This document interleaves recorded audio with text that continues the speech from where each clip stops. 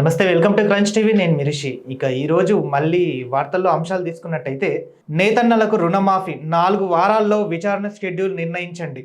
ఆయా దస్తాలను తక్షణమే శాసనసభాపతి ముందు ఉంచండి. వరదలతో నష్టపోయిన వారికి 16,500, మృతుల కుటుంబాలకు ఇందిరమ్మ ఇల్లు కూడా.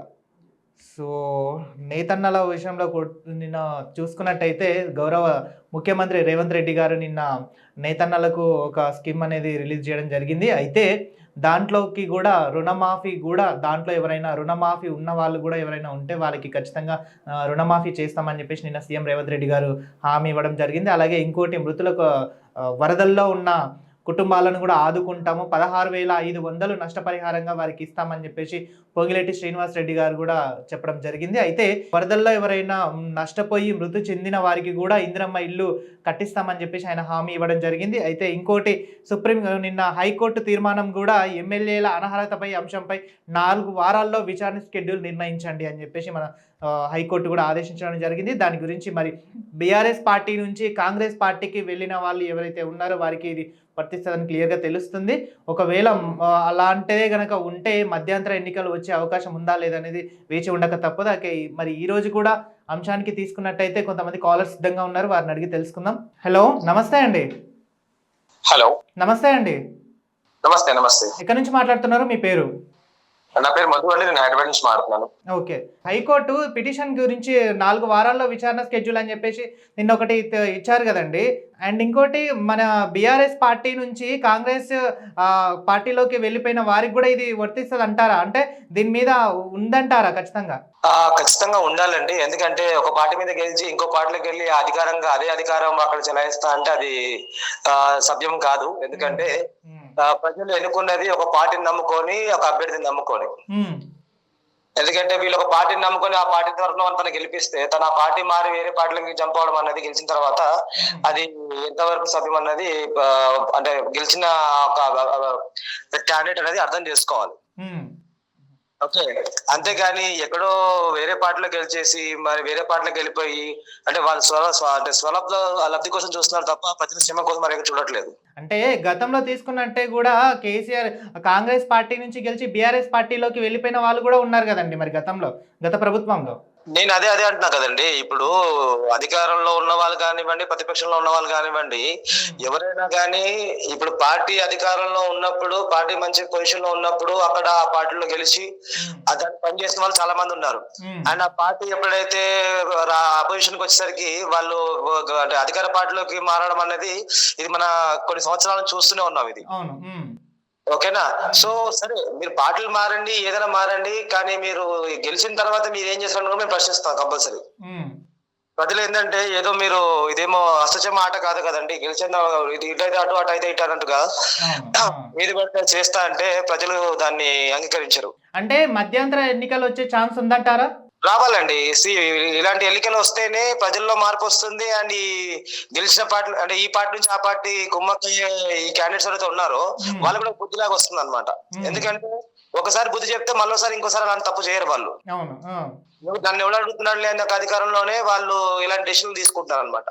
నాకు సీట్ ఇవ్వలేదని చెప్పి ఒకటండి, ఇప్పుడు పార్టీలో మీరు పని చేస్తున్నారు, ఒక పార్టీ మీరు నమ్ముకొని ఉన్నారు కాదని, అంతేగాని ఓడిపోతే ఒక లెక్క గెలిస్తే ఒక లెక్క బిహేవ్ చేయడం అనేది అది మీరు ప్రజలకి ఏమి మీరు ఇది ఇస్తున్నారన్న. ఓకే, ప్రజలు కూడా ఇది ఆలోచించాలి. ఎందుకంటే ఒకసారి పార్టీలో వెళ్ళిపోయిన తర్వాత ఆ పార్టీ ఇప్పుడు క్యాండిడేట్ మనకి ఏం చేస్తాడు? మనం ఒక ప్రభుత్వం నమ్ముకున్నాం, ఆ ప్రభుత్వం తరఫున క్యాండిడేట్ నిల్చున్నాడు, ఆ క్యాండిడేట్ మనం ఓటేసినప్పుడు ఆ క్యాండిడేట్ అదే ప్రభుత్వంలో సరే పార్టీ హై అఫీషియల్ గా వాళ్ళు గెలవకపోతే అది వేరే విషయం, గెలవకపోతే దానికి సంబంధం లేదు. ఇప్పుడు ఎగ్జాంపుల్ బీజేపీ తీసుకుందాం. బీజేపీలో పెద్ద పెద్ద పొజిషన్స్ అన్ని కూడా లేకపోయినా కూడా నమ్ముకొని ఉన్న క్యాండిడేట్స్, అలాంటి వ్యక్తులు మనకి కావాలి ప్రజలకి. ఎందుకంటే పార్టీ కాదు, మేము నమ్ముకున్న పదవులు కాదు మాకు కావాల్సింది. మేము పార్టీని నమ్ముకున్నాం, మేము ప్రజలకు సేవ చేస్తాం అనుకున్నాం, ఆ సేవ చేసే గుణం వాళ్ళలో ఉండాలి. అది పార్టీ ఏదైనా కాదు. నేను చెప్పేది ఒకటి. మరి ఇదే విషయం మీరు బీజేపీ పార్టీలో వాళ్ళు ఎందుకు చేయట్లేదు? ఇవన్నీ మిగతా పార్టీ వాళ్ళు ఎందుకు చేస్తున్నారు? ఇది కాంగ్రెస్ టీఆర్ఎస్ వాళ్ళు మాత్రం ఎందుకు చేయగలుగుతున్నారు? ఇది చేస్తే అందరూ ఒకటే కదండి. అందరూ బీజేపీని పెంచుకోవట్లేదు అని చెప్పి టీఆర్ఎస్ కాంగ్రెస్ కించబడేటట్టు. పార్టీ ఏదైనా కానివ్వండి, ఒక ఒక కాన్స్టిట్యూషన్ ఒక పర్సన్ నించున్నప్పుడు ఆ పర్సన్ ఏంటంటే నన్ను నమ్ముకున్న ప్రజలు నేను మోసం చేయొద్దన్న ఒక రెస్పాన్సిబిలిటీ అనేది తనకు ఉండాలి. ఓకే. ఇంకోటి రీసెంట్‌గా తీసుకున్నట్టయితే ఖమ్మం జిల్లా వరదను బీభత్సం సృష్టించిన విషయం తెలిసిందే మీకు. అయితే అవునండి. ఇంకా ఈరోజు పొంగులేటి శ్రీనివాస్ రెడ్డి గారు గూడా నష్టపోయిన వారికి 16,500 చొప్పున, అలాగే మృతి చెందిన వారికి గూడా 5,00,000 ఇందిరమ్మ ఇల్లు వర్తిస్తదని జెప్పేసి అన్నారు. ఇది నిజమే అయితదంటారా? అసలు ఫస్ట్ ఆఫ్ ఆల్ ఏంటంటే అండి, ప్రభుత్వం దీనికి అలాంటి పదాలు అలాంటి వ్యాఖ్యలు చేసేటప్పుడు సిగ్గుతో తల ఉంచుకోవాలండి. హ్మ్.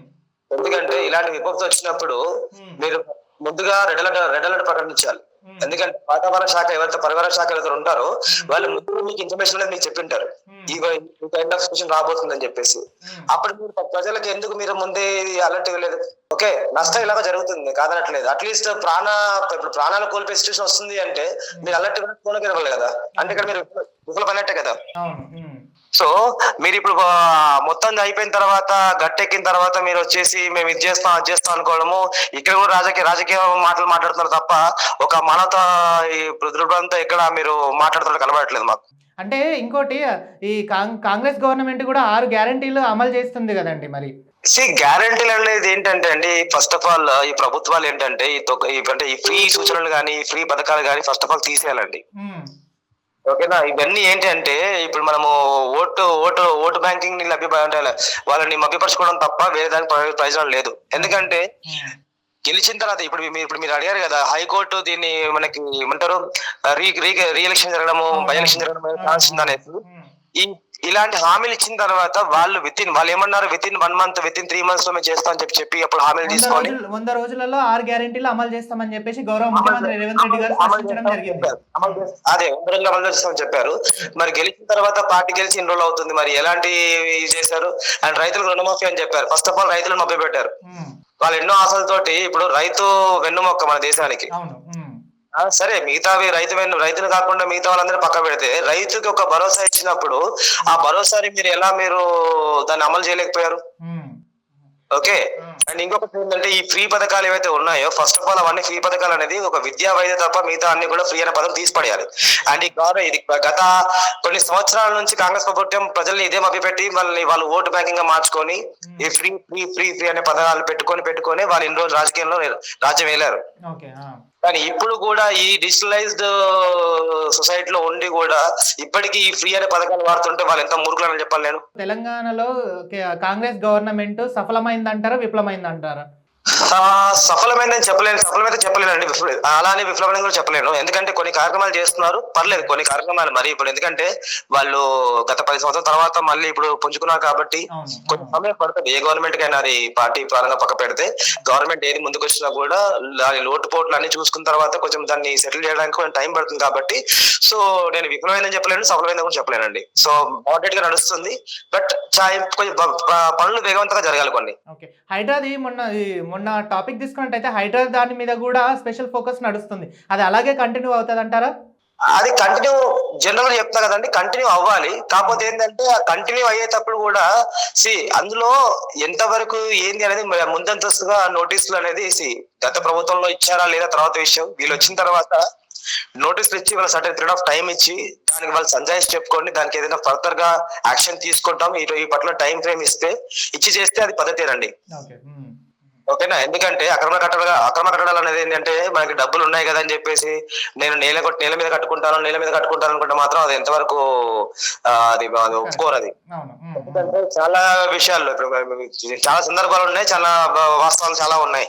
ఓకే, ఇప్పుడు ఎన్ని కన్వెన్షన్ ఈరోజు కొత్తగా కట్టినది కాదు. దాంట్లో ఎన్నో మీటింగ్లు అయ్యాయి, ఎన్నో ప్రభుత్వాల మీటింగ్లు అయ్యాయి, చాలా జరిగాయి అందులో. మరి ఈ గవర్నమెంట్ ఇప్పుడు డెసిషన్ తీసుకోవడానికి కారణం ఏంటిది అంటే ఇక్కడ మనం ప్రజలు కూడా ఆలోచించాలి. అంటే వీళ్ళు అంటే వీళ్ళ ప్రోగ్రెస్ కి వాళ్ళు అడ్డు చెప్పారా లేదంటే వాళ్ళు వీళ్ళకి అంగీకరించలేదనేది చూసుకోవాలి మనం. హైడ్రా అనేది అందరికి వర్తిస్తుంది అంటారా? మరి అందరికి వర్తిస్తుందండి. ఇది పెద్ద చిన్న ఏం లేదు. కాకపోతే ఏంటంటే ఇప్పుడు ఉన్నోడికి అయితే పర్లేదు, వాడికి పెద్ద నష్టం కాదు. ఎందుకంటే వాడు కైండ్ ఆఫ్ మనీ ఏదైతే సంపాదించాడో ఆ సంబంధం మీద వాడు బతికేస్తాడు. ఇప్పుడు మన గోరబండ కొన్ని కేసులో చూసాము, వాళ్ళు రోజువారీ కూలీలుగా తీసుకుంటూ వాళ్ళు బతికేవాళ్ళు కాబట్టి వాళ్ళకి నేను వాళ్ళకి సమర్థిస్తలేను. ఎందుకంటే అట్లీస్ట్ వాళ్ళు కట్టడం కూడా తప్పే కాదనట్లేదు. కాకపోతే అది కట్టినప్పుడు ప్రభుత్వం ఏ విధంగా వాళ్ళకి కరెంటు బిల్లు కానివ్వండి మిగతా ట్యాక్స్ వాటి పరంగా వాళ్ళకి ఎలా అప్రూవ్ ఇచ్చారు? ఓకేనా? సో ఇచ్చారంటే ప్రభుత్వం యాక్సెప్ట్ చేసినట్టు కదా దాన్ని. అవును. ఓకేనా? సరే మీరు యాక్సెప్ట్ చేశారు. ఇప్పుడు ఈ గవర్నమెంట్ వచ్చింది, ఇప్పుడు హైడ్రా వాళ్ళు వచ్చారు. మరి ఇన్ని రోజులు హైడ్రా ఏం చేస్తుంది అసలు? ఇన్ని రోజులు హైడ్రా ఏం చేస్తుంది? నిద్రపోతుందా? ఓకే, సరే వచ్చారు, వచ్చినట్టు ఆగవేగంలో మీరు చేసి డెసిషన్లు ఏవైతే ఉన్నాయో కరెక్ట్ అని చెప్పండి, నన్ను తప్పని చెప్పండి. కాబట్టి మీరు ముందస్తు నోటీసులు ఇవ్వండి. ఇచ్చిన తర్వాత మనకి ప్రాపర్ అంటే డాక్యుమెంట్స్ ప్రతి ఒక్కరికి నోటీసులు ఇచ్చే హైడ్రా ఫోకస్ నడుస్తుంది కదా, నోటీసులు ఇచ్చే హైడ్రా అనేది ముందు చేస్తున్నారు కదండి. మీరు సరే అండి, పబ్లిక్ హైడ్రా అనేది ఎప్పుడు తెలిసిందండి? ఎన్నికల కమిషన్ కూల్చి తప్ప దాని ముందు ఏం తెలుసా హైడ్రా? అవునవును. మీరు చెప్పండి. దాని ముందు వరకు తెలుసా హైడ్రా అంటే ఏంటి, అసలు ఏం చేస్తుంది, ఎందుకు ఇష్టం వస్తుందని? ఆ విధంగా తీసుకుంటే కొన్ని ఏరియాలో మనకి కుకట్పల్లి టువర్స్ పంచాయతీ రోడ్లు అన్ని కూడా ఆల్మోస్ట్ చెరువులే. మరి అవన్నీ కూల్పిస్తుందా? వేచి ఉండక తప్పదు. ఒకవేళ నిజంగా అక్కడ కూడా చేస్తే హైడ్రా అనేది సంతోషం ఏం లేదు. మన కళ్ళ ముందే చూస్తూ కనుమరుగైన చెరువులు చాలా చూస్తాం మనం హైదరాబాద్ లోనే. అవునవును. మరి అన్ని చెరువులలో ఇప్పుడు పెట్టారు. ఇప్పుడు ప్రగతి నగర్ రోడ్ లో చెరువు ఉంది, దాన్ని ఆల్మోస్ట్ పూడ్చే పరిస్థితిలో కనబడుతుంది. కోంపల్లి సైడ్ కొన్ని చెరువులు ఉన్నాయి, చాలా ఉన్నాయి, ఒకటి రెండు చెప్పడం కాదు. మన హైదరాబాద్ లో పుట్టుపురాతలు తీసుకుంటే చాలా చెరువులు ఉన్నాయి, అన్ని మూసి మీద దాని మీద ఇల్లు కట్టారు, కన్స్ట్రక్షన్ కట్టారు, అండ్ ఈ కన్స్ట్రక్షన్ కంపెనీకి లైసెన్స్ ఇవ్వడం ఇవన్నీ జరిగాయి. కాబట్టి సో హైడ్రా అనేది ఏంటంటే వాటిని ప్రాపర్ గా ఐడెంటిఫై చేసి దాన్ని కొంచెం ప్రాపర్ గా చేస్తే బాగుంటుంది, కాదనట్లేదు. Thank you so much sir, మీ అభిప్రాయం తెలియజేసినందుకు. థ్యాంక్ యూ అండి, థ్యాంక్స్. ఓకే, ఇంకో కాలర్ సిద్ధంగా ఉన్నారు, వారిని అడిగి తెలుసుకుందాం. నమస్తే అండి.